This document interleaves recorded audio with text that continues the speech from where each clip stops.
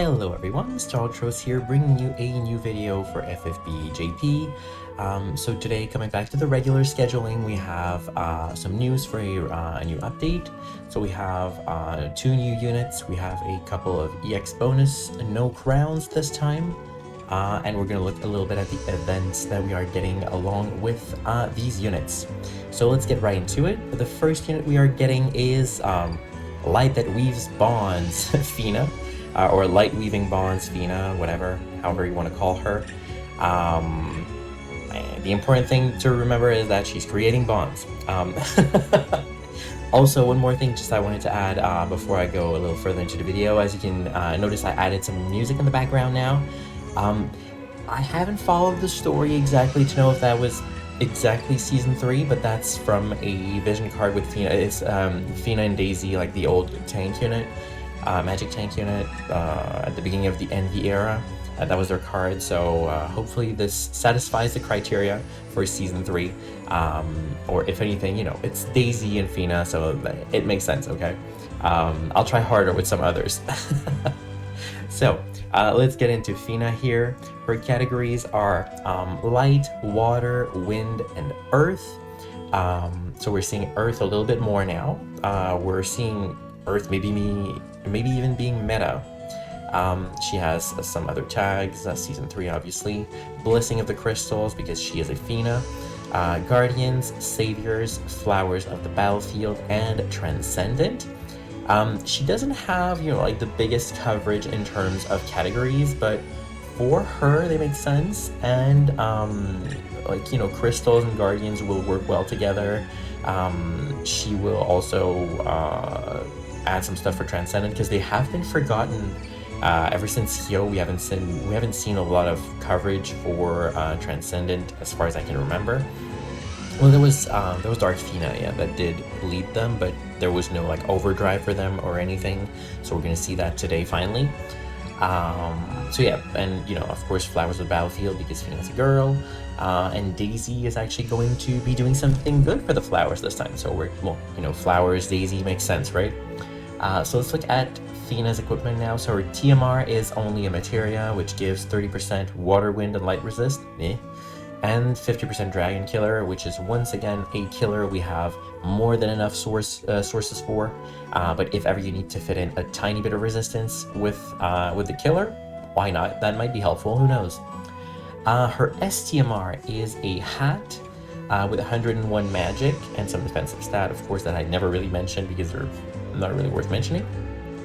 It also gives 50% dragon and stone killer, so the stone killer will be nice, especially with the upcoming Dark Visions, because the upcoming Dark Visions last boss is a stone, and stone killer is a little harder to gear for, especially for magic damage dealers, if I'm not mistaken.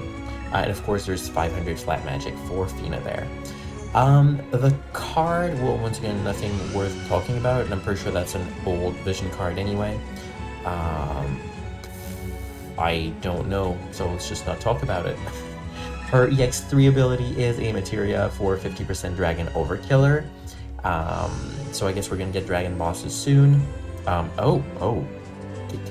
we predict incoming True Grace of Wind, maybe? Maybe that's what's coming, or for Dark Visions Abyss, which is more likely, but you know, maybe True Grace of Wind is coming, who knows, because they're all dragons anyway. Let's look at her kit now. So Fina here, at EX1 gets the classic 500% LB damage buff. At EX2 we'll get 300% Light in Peril, so now if you don't have bards, you can pull for Fina, and she will do, you know, at least that part. She also has a 300% water, earth, and light amplify that she can give to herself and a friend, because, you know, Season 3 was all about the power of friendship or something, so of course she's going to share with someone, not just the whole party, just somebody else. But that's really good. Now for the rest of her kit, she has, you know, the usual imbues, nothing really worth talking about on hers, unlike Bart's, because Bart's was AoE and also 200% amplify. That's not what she's doing, so, you know, she is not Bart's, but she's doing a couple of things that Bart's can do. If we go look at the rest of her kit, she does have the 200% light imperil that Bart's had. but she doesn't have the Amplify field to go along with it. She also has the 200% Water Imperil field. So this one is new and can go with Dark Fina for the 200% Water Amplify that we already have. So the Water Amp Imperil field at least combo is complete. And as for the Amplify, well, we do have a couple 300s here and there for most people who are using the Water element. She also has a cooldown for something new here. So it's an 800% AoE all stat buff. So this is a first. This is extremely good. This is better than the Magnus ability for 600% that most people are getting. So now you can probably expect that some people will have the 1000 that they can share like Reagan had a little more frequently. But we'll see as we keep going into these units. She also has a 90% defense and spirit break on a 5-turn cooldown, and it's for 3 turns, so there's a 1-turn downtime. But at this point, having this on a cooldown feels very inefficient. You're gonna have better abilities on other units to do this. It can be clutch at some point if your turn economy is really bloated with other stuff. But she has a lot of other support things to do anyway, so she's probably going to be more busy doing other stuff. Her chaining ability here is a 10,600 time modifier physical attack with magic damage. So it's still magic damage, but it can be imbued with an element. So 10,600 isn't really big, but as it's magic, it's always a little lower. But anyway, this is not what you're going to be using for the main source of damage. She has a Magnus ability that will auto-revive everyone, so it's auto life, so it's going to cast auto life to everyone for 1, 2, 3, 4, so for 3 turns. But it's cast every turn. So on the turn you cast it, it's effective, and the next 3 turns as well. So for 4 turns, you got auto life on everyone. So long as Fina herself doesn't die, because if she dies, then the auto cast will stop. She also has a cooldown to increase resistance to all styles ailment, all breaks. So there's only Stop, Charm, and Stop, Charm, Zombie, and Berserk that aren't covered by this. Unfortunately, it's only for 3 turns and on a 5-turn cooldown. So you gotta hope that on the 1 turn that it's down, somebody else is picking up the slack, or that the enemy won't be casting any of those on you. And it doesn't clear them if you already have them. It's no, there is Stop and Charm, never mind. So only Zombie and Berserk that aren't covered. But it will not remove them, so if they're already cast on you, you need to remove it with something else.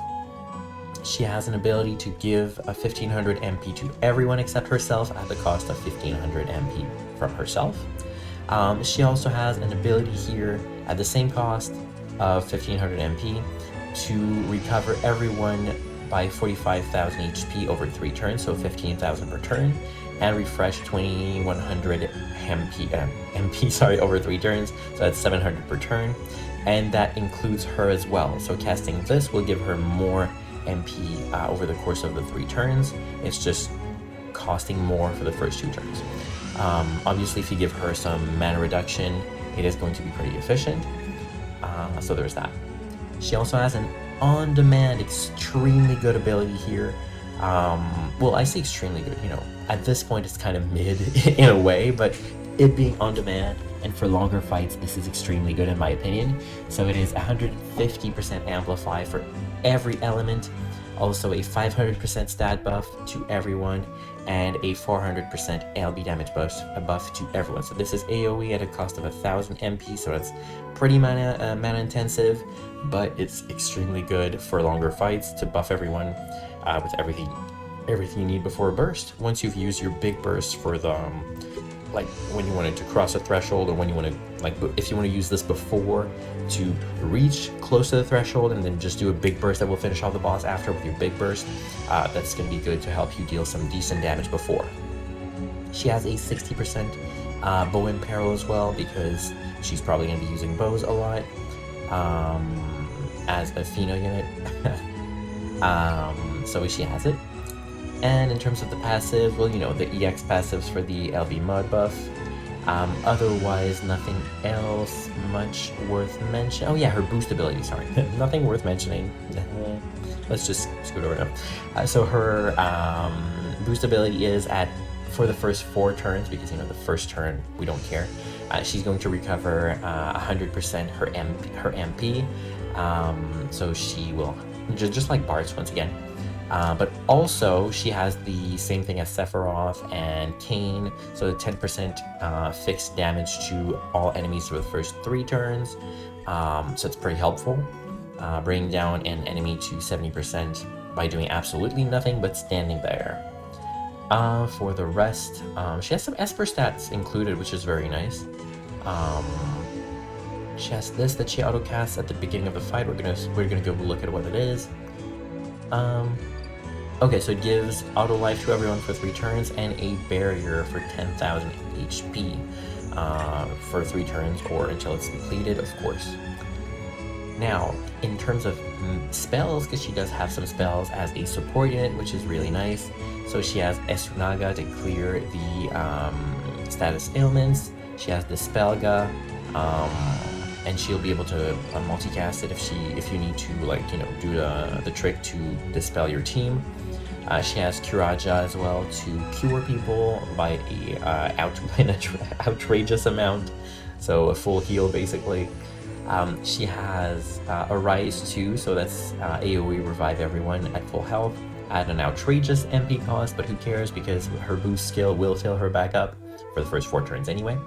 She also has Re-Raise 2, which is auto life for 4 turns to everyone, which, is kind of the same as her Magnus ability in a way.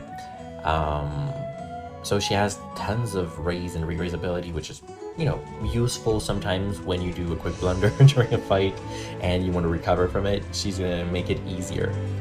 She has Enlightka as a main focused light unit. She has here, those are her blue magic. If you remember, Season 3, Fina was a blue mage, and as you were going through the story, you would learn some blue magic. So those are learned through the story of Season 3. If you haven't completed Season 3, she won't have those, so you might want to go and complete Season 3 if you pull for that unit. Most veterans will have, but people who are doing reroll accounts or people who are starting the game now, you might want to go and go through the whole thing so you can learn these 2. So that's Mind Blast and that's Mighty Guard.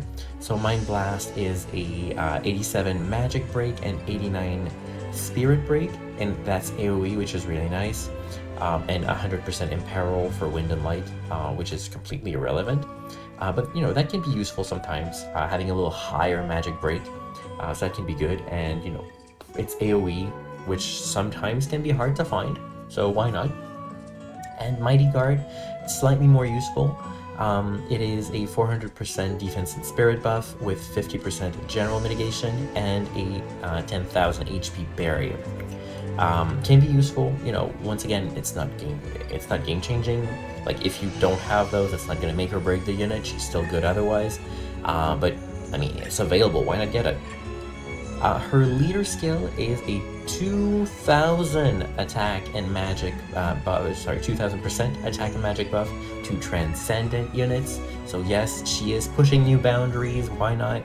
Now we're reaching 2,000% leader skills, meaning if you don't have her or Daisy, who's also going to be doing that, maybe you're going to score less in Dark Visions, because that can be a pretty big increase. Her overdrive skill, well, as Laswell and Rain before her, she has her, like, I didn't see it anywhere in the information, but this is clearly only for herself. So her first overdrive, counting down with transcendent units, but only for herself, will be a 1000% all stat buff, 50% transcendent category amplify, and also 400% LB damage buff.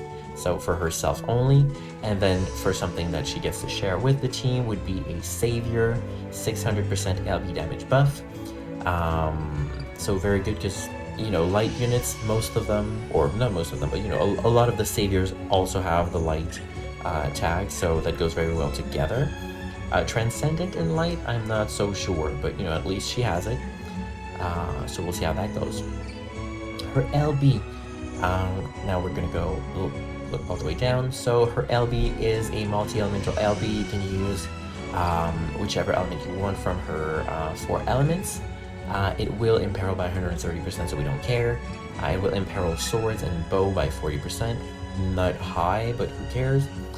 It will deal, the damage is 1975 times modifier. Very high for the magic. Well, you know, it's the new standard for magic, but we just see less of them. So anytime we see, it's like wow. But yeah, it's good modifier for magic users. It will heal people by, I don't exactly know how that works, like 0 times. Anyway, it's supposed to heal, I guess, for 25,000 everyone, and give auto life to everyone for 3 turns. So once again, she is the auto life bot, so everyone's always going to be affected by auto life. So anyone dies, so long as they don't die twice, they should come back if you have Fina in your party. It's bolting, strike, chaining, and yeah, so that's it for Fina. Now let's go look at the next unit, which is Shield to protect friends, Daisy, or friend protecting Shield, Daisy, or I think I saw like Shield of Friendship, which I really liked for her name online. Anywho, so Daisy, her categories are Earth, Wind, and Light. So Earth and Light will go along with Fina. Fina didn't have Wind, did she? Oh no, she did. Never mind. She just didn't have any support for it. But she has attack. Anyway, so she also has the physical and magic tank tags. Those made me wonder if she would be like Season 1 Rain, Memories of Departure Rain, because he had both of those tags, but he wouldn't be a tank for real because he could only omni-cover. He didn't have any real tanking ability, so long as the fight is like under 3 turns, he should be fine. But if the fight goes longer than that, you're pretty much screwed, and you need to take some damage. So I was wondering if Daisy would finally be able to push that and have some tanking abilities. I looked at the kit, answer is yes, amazing. Let's keep looking at the other categories. Anyway, spoiler alert, sorry. So she has Gathering, Guardians, Flowers of the Battlefield, and Transcendent. This is a little more limited, unfortunately. It works well with Fina, with Guardians and Transcendent, and the elements, but however, in terms of overdrives, I think they might be a little harder to fit together. Yeah, because, you know, she doesn't have Saviors. And she doesn't have crystals. But we'll see how, I mean, Fina doesn't have Gathering either.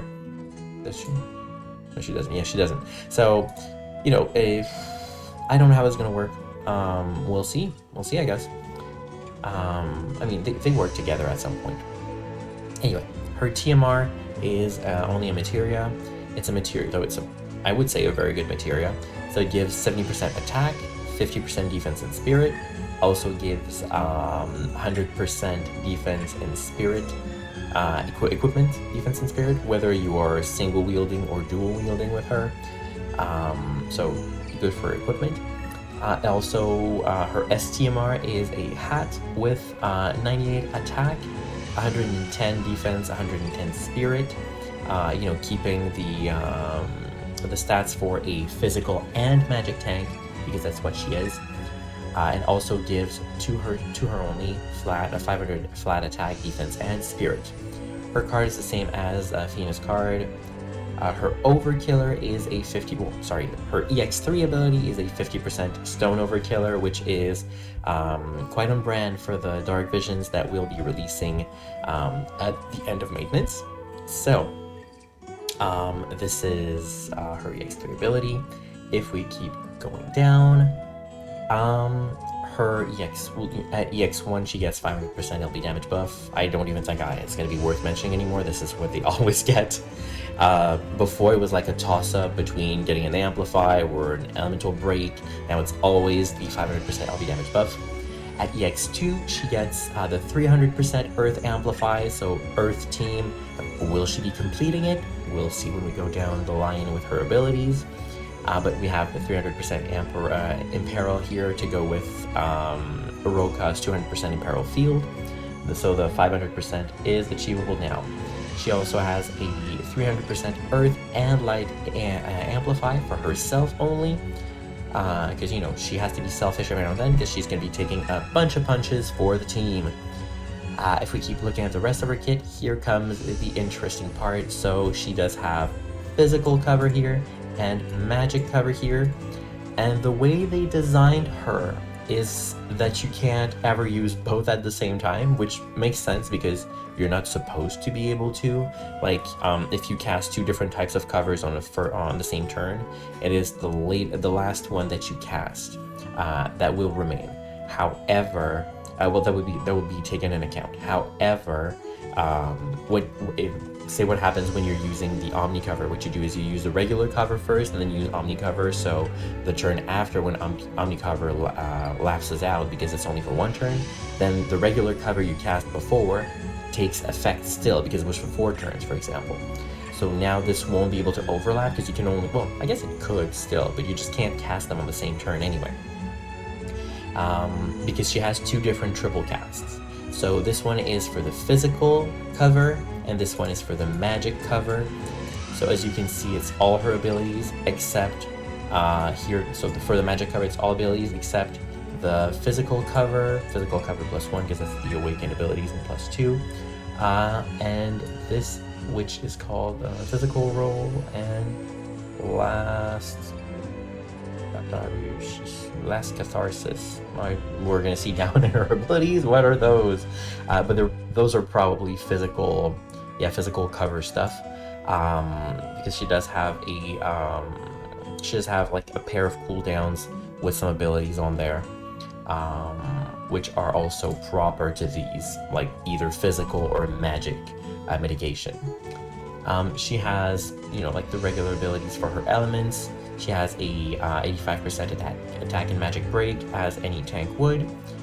She does have here the 200% Earth and Light Amplify, so together, Fina and Daisy will make Barts, except for the 200% Amplify and Imbue to everyone, but, you know, pretty good otherwise.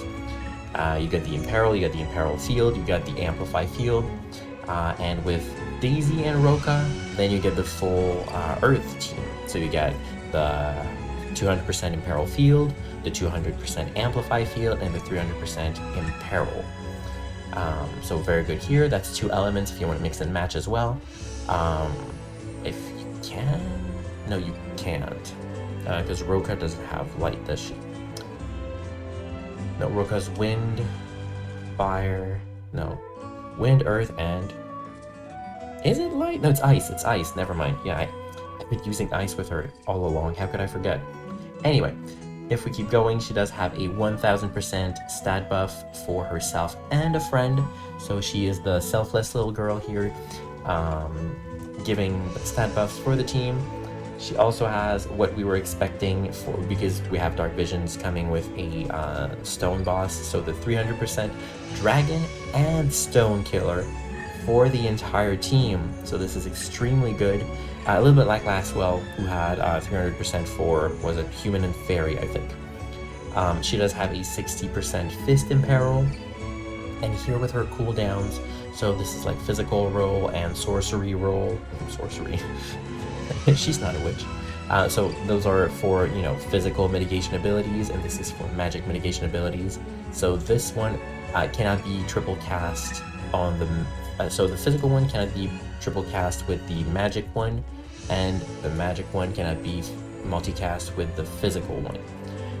So it does give a 75% physical mitigation to everyone, a 50% general mitigation to everyone, and it would also unlock a quad cast for her for 5 turn.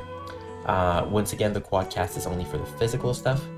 It also gives her some skills for 5 turn, and 1 skill here for only 1 use.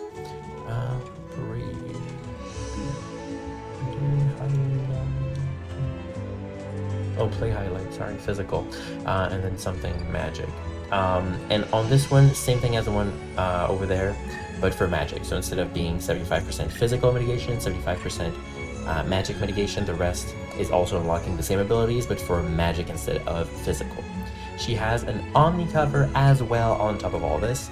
The Omni cover is on a 6-turn cooldown, which I think is a little lower, because a lot of people were 7 turns, but it's otherwise the same. Her chaining ability is AMOE for 11,700 times modifier. Her imbue ability is a little different. It's not like, you know, as good as Bart's, for example, but hers is, it can be given to anyone, so she can use that to imbue somebody else in the team or herself. And is it part of the multicast? Innate ability? Yeah, she can. Okay. So using those, she's able to use, she's able to multicast those abilities, so she can imbue 4 people actually if she was using the quad cast. So not quite an Enstonga, but you know, you can, between 2 turns, you'll be able to fully imbue everyone if you need. She has a on-demand Perfect Dispel, which is great. She has an ability here that will give her auto life for 1 turn and fill a tiny bit of LB gauge for herself, that you can also multicast if you want, so you could like fill 18 or 24 actually LB gauge to her in 1 turn, meaning that in 2 turns you could probably fill her back up to full, because after 48 I guess the extra 12 will have dropped from the enemy or from some autofill. She has on a 7-turn cooldown, but this one's only available on turn 7, so you might want to use, you know, Dark Fina or Rolka to lower that. That's a 200% Earth Imperil to all enemies for only 2 turns, unfortunately, well, so 3 effectively, and a 200% Amplify for the entire team, which is very nice, but the problem being only available on turn 7. Same also for Light, same also for Wind. So when I said she's not quite, you know, they don't quite make bards together, that's it, they don't quite make bards together, but they can do some of the things he can. She gets, in terms of passives, the usual. She is a dual wielder, so when she's dual wielding, she can, she's gonna get the 800% cap, as we can see here. She does have some chain speed. She has some flat defense and spirit, like most tanks now. She has something that she auto-casts at the beginning of the fight that we're going to see. She's immune to Paralyze, Confuse, and Petrify, which is nice, but not to Sleep, unfortunately. And she has 1 stack of Guts innately, which is nice. So the thing she casts, we're going to look at the abilities. So when you're using the physical stuff, you unlock these things here. So these 3 abilities. So you get a 50% Fairy and Stone mitigation. It's only for 1 turn, so you use that before a burst to help. You can also have it for humans and Reaper. But 50% for racial mitigations is very high. Like, I don't think we've seen anything over 30 for so long. That's very refreshing to see. She has this ability here with a 90%. Yeah, this is the thing that she can only use once. So this is 90% break to all enemies, attack break to all enemies, 500% defense buff to everyone, and a 90% physical mitigation for 1 turn to everyone. So this is something you're going to want to use before a big physical burst, to help taking less damage. If, for example, the boss like is going to hit real hard and you don't have any cover, because she's going to be busy covering magic, then you can use this to mitigate the physical damage, which is like really, really good. 90% mitigation is really, really good. That's basically the same mitigation you get for an Omni cover. And whenever someone's Omni covering, they get tickled. So awesome. For the other thing, for the magic, so she does get, you know, the quad cast, same as the physical. So the same mitigations, but for magic damage, against the same combos again, and the same ability here for magic damage. Everything again for only 1 turn. But the 90% mitigation, once again, insane. I love that. That's really, really good for tanking. Like, you can mitigate damage so much with her that's really, really good. It's only for one turn, so at least it's, you know, balanced, I will say. But I really like the utility that this can bring. Sorry. Like it can probably help you survive a turn where you made a mistake, or you know, she can like be your tank for everything. She is very useful in that regards. And on turn 1, instead of casting any kind of cover, she's going to cast 90% physical and magic mitigation to everyone. So she's not covering, but it's just as if she was, with 90% mitigation on everyone. So unless the boss really hits hard, that shouldn't do too much damage. So extremely good once again. I do prefer having innate Omni cover, but we'll see how that fares for Dark Visions, for example, because a lot of times, like if, for example, you're bringing Season 1 Rain or Cecil, they have Omni cover on turn 1, so you don't have to worry about anything. Now, will you or won't you? We'll see. Maybe you just have to cast some General Mitt and you'll be fine. We'll see. Her Leer skill is a 2000% attack and magic buff for Flowers of the Battlefield. So Flowers are looking good now, and Transcendent as well. So perfect, I guess, for closing Pride Month. Sorry. We're celebrating the women in our lives and trans people, right? Her overdrives are so for Flowers, a 300% stat buff, and also 600% LB damage buff. And for Transcendent units, a 70% category damage amplify, and a overdrive field for 100%. So with Fina, very good as well. So bring the girls out and let them rip. So long as they can be imbued with light, it's probably going to work very well. Well, light or earth, I guess. Her LB here, so her LB is non-elemental, which is awesome. So it does a little imperil for her elements, so we don't really talk about this one. It does a 80% defense break, we don't talk about that. An 88% attack and magic break, which is great. It's only to one enemy, but you know, it's still good. Also gives 80% physical and magic mitigation to everyone. So once again, extremely good. It's not as high as 90%, but this is the highest we have in terms of a reusable one, I'd say, like on demand, because you know, LB can be kind of used when you want. And all this happens on top of the damage that she can deal, which is a 2025 times modifier. So meta damage with very good utility. I think I sound maybe biased here, but I love what Daisy is bringing. I will 100% pull for her, and that has nothing to do with the fact that I do have Roka to complete the Earth team. She is just good. In my opinion anyway, in terms of a tank, like, that's really, really good. I love it. I love that she, like, the only thing she doesn't have in high numbers is general mitigation. So you might still need somebody else to do it, because I think the general mitigation that she has is only 50%. Well, I mean, she has 90%, no, that's third. Does she have anything else higher? Yeah, no, the general mid is only 50% anywhere. Yeah, so it's only 50% for a general mid, so you might want to have somebody else to take care of that. Now let's have a look at the other units. So we have Blue Mage Fina, who is getting like an upgrade, but it's only because regular, new Fina got something, so the only thing that she is getting is an upgrade to her blue magic. So Mind Blast and Mighty Guard are the same for this Fina as the other Fina. So it's becoming a 87% magic break and 89% spirit break, and Mighty Guard is becoming a 400% defense and spirit buff, with 50% mitigation and 10,000 HP barrier. So, you know, not a big change, not a big deal. You're still not going to be using that unit, but if you're using her, she has this now.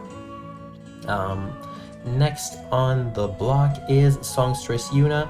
So last time we had a lot of FF10 units. If you remember the video I did 2 days ago covering units from a month ago. No, I'm not lazy. So now we have FF10-2 being covered by the EX bonuses.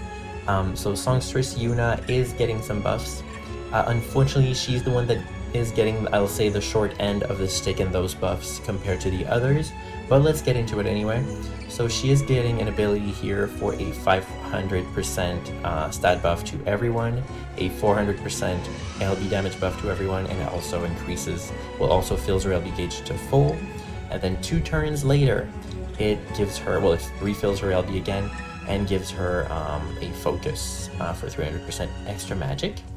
Then she also has a 200% water amplify for herself, 200 times LB modifier for magic damage against certain types, and a 300 times LB modifier for the magic damage and also some focus.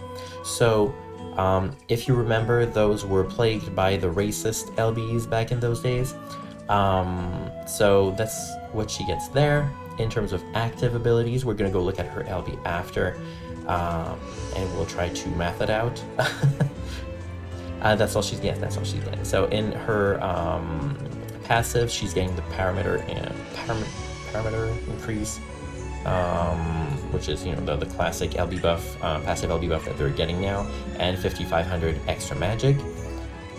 So what she's getting here is 400 times for racist LB and 500 times for the regular component.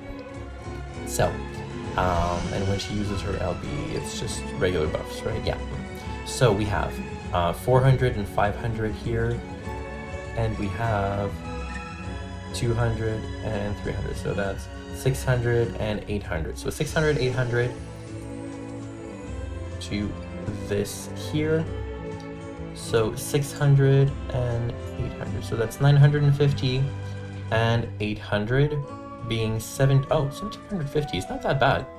Actually, for magic's not that bad. And it's tag chain, which is nice, with weird frames anyway. But yeah, 1750 is not that bad if you're fighting a Reaper anyway.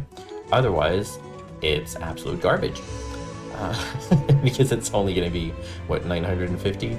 So it's not even worth using at all if it's not against a Reaper. So I guess she's not getting that low. Yeah, she's not getting the short end of the stick. Never mind what I said. Next one is Berserker Riku. Unfortunately, she never shined. However you 100k that verb. She never had her time in the light as much as she did on Global with the counter shenanigans when you made her a tank in this one. So maybe she gets her time to shine now because she is getting same thing as Yuna, so 200% amplify for her element being lightning, 400% LB damage buff, 200 times racist LB modifier, and 300 times regular modifier buff. She gets a 87% attack and magic break, and 90% defense and spirit break. It's only three uses per battle, not bad. 200% lightning and peril, and 60% bow, throwing weapon, gun, and fist resistance in peril. So this is all the weapons she can use, if I am not mistaken. And the rest is the passive. So with the passive, she is getting 6,000 extra attack, and she is getting 400 and 500 for her LB. Not to be forgotten, her base form LB, we're not even going to look at the damage because the damage for it is crap, is absolute garbage. But she gets a modifier buff here for the regular part of her LB, So if we add 150 to all the other modifier buffs we have, we're going to use that to go and calculate her shifted LB. So you got 150 here. She's going to get an extra 100 from Tidus's STMR, for example, or all those things. So that's 250 plus 500, so that's 750 plus we got a 400, so 400 and 750. And here, so 600 and 1050. So 600 1050.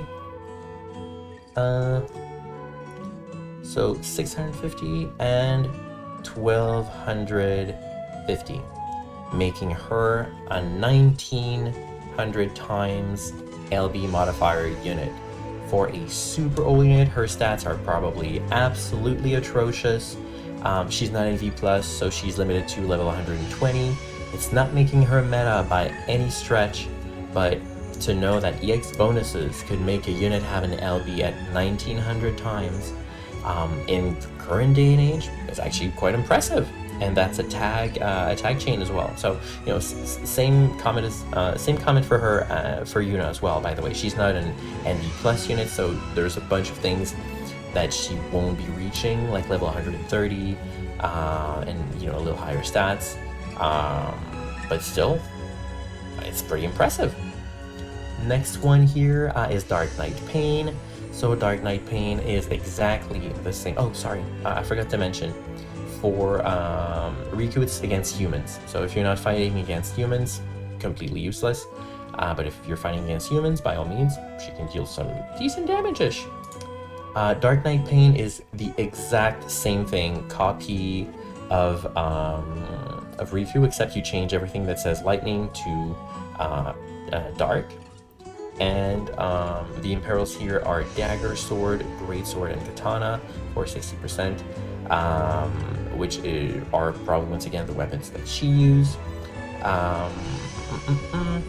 Other than that, you know, the modifier buff is a bit different, but all in all, the number will remain the same in the end, because you know, she has a modifier buff here as well, which is different from Riku's, which explains why this one here is a little different. But altogether, the end result is still 1900 times, and this one is against fairies, so she doesn't like fairies. Well, that doesn't bode well for Pride Month after all. Anyway, so Dark Knight Pain for fairies, Berserker Riku for humans, and Songstress Yuna for reapers. Next, for the EX bonuses, we have Planet Destroyer Kuja. So if you remember him, he got an NV+ awakening when Zidane and Garnet dropped not that long ago. He also got crowns at the same time, and now he's getting EX bonuses. Sadly, the EX bonuses will not bring him quite on par with the current EX bonus units, or the current crowns units, unfortunately. So that's kind of unfortunate for him. But you know, he's getting a little something, like a little candy. So what he's getting here is a little weird. It's a it's a provoke ability, but also gives him a 3-stack Mirage, and it will auto cast it as well next turn.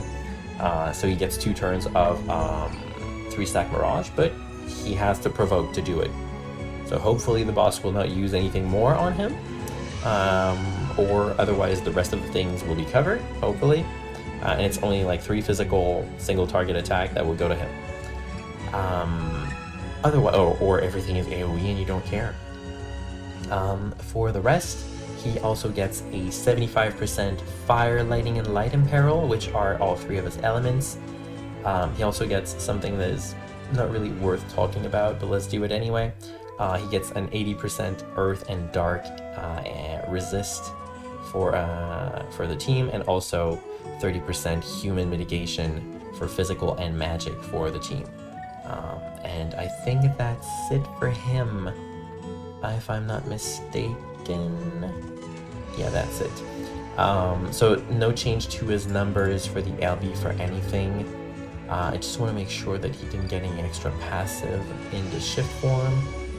Yeah, so nothing else unfortunately for him. You know, he's still decent for FF9 content, but otherwise you're probably not going to be bringing him out of the box. Next, getting some EX abilities is Determined Dagger. And I don't know about you, but I have about 1,000 copies of her, so I'm so happy I can finally dump it all and make some space. Her EX bonuses are... so let's see. So she gets a 200% Lightning Amplify, 400% LB damage buff, the 200% Evoke damage buff, which I thought she already had, but apparently she probably didn't. and a LB modifier buff by 280 for her LB. We have to remember that for evoke damage, this is basically like you do the regular times 3, because you have an extra component for the modifier. You don't get the killer, but you do have like you have 2 different modifiers instead of only the killers for the physical or magic. So evoke damage at 280 times 3 would be like what, 840. Anyway, we'll try to calc it at the end.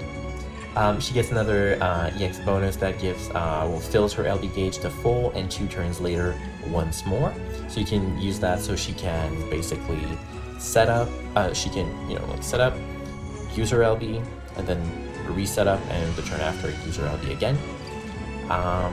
And then she also gets an EX ability for the passive for 6,000 magic and spirit. And also an extra modifier buff by 700 times, so that's 980 for the evocation modifier. And her base form LB also gave her an extra 30 for a total of 1,010 times modifier to her shifted LB. So let's go look at that. She doesn't get anything else in the shift form for the EX abilities. It's the same that she gets in the base form. So all in all, it is...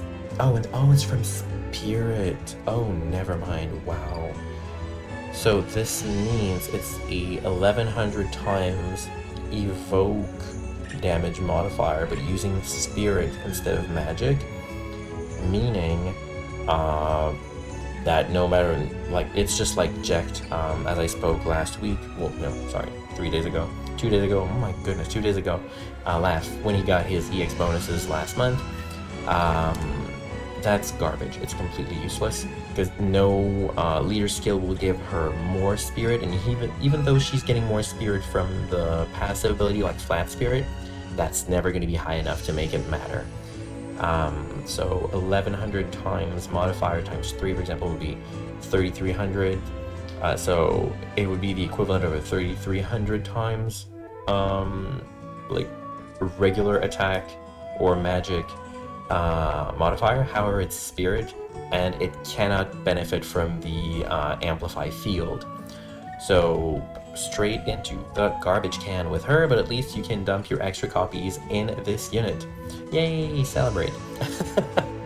Now we can have a look at the events. So what we're getting this time is a series event, so it's one of those box events.